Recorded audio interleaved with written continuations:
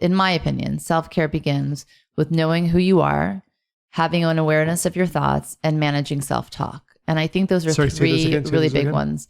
Knowing who you are, which takes time, effort, curiosity. A whole lifetime.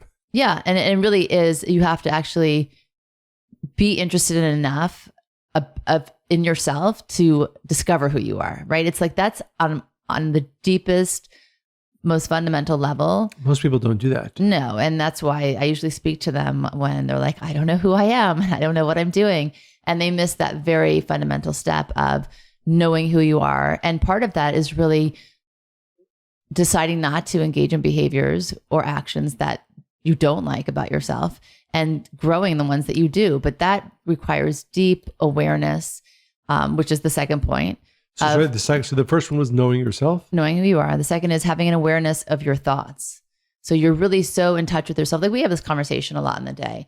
I'll say, you know, what I realized today about myself, and I'll come and share it with you. Well, how did I have that? I mean, I have those every single day for the most part. How do I have that? Because I have these conversations with myself where I really know what I'm thinking. If I don't like the thought, then I stop and say, why am I thinking this?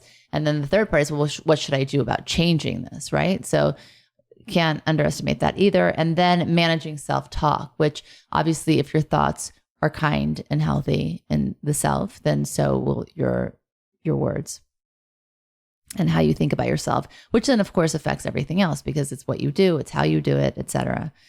The foundation of well-being is honoring your inner voice. So you have to have those first things, the three things that we talked about. You'll never hear your inner voice. And you'll never honor it. Even if you hear it, you'll tell it to shut up because that other person who's louder, or who's telling you what you should do, or who you've always put before yourself, their voice is the louder one. And that's the one you've trained yourself to hear. And that's very important because there are many people who go on vacation. There are many people who take a day off. There are many people who do actions that can fall into the category of self-care.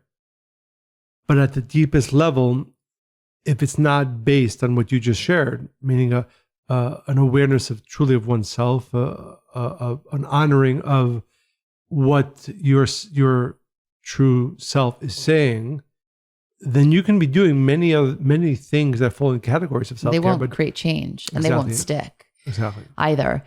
And by the way, your inner voice, right? Sometimes it can be empowering and motivating. Sorry, because it's such an important point. Again, that's a new point to me that you shared because, again, we know many people because at the end are searching and they try this and they do that. And then like, oh, but you know, I was good for a month. And also, yes, we know people that do take a tremendous of time, that have leisure, have vacations.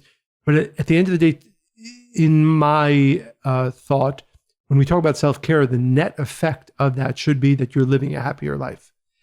And often people do so many things, even sometimes spiritual practice, but certainly emotional well-being, physical well-being, but they don't wind up being happier at the end of the day because they're not really having that internal dialogue. Who am I? What do I really want?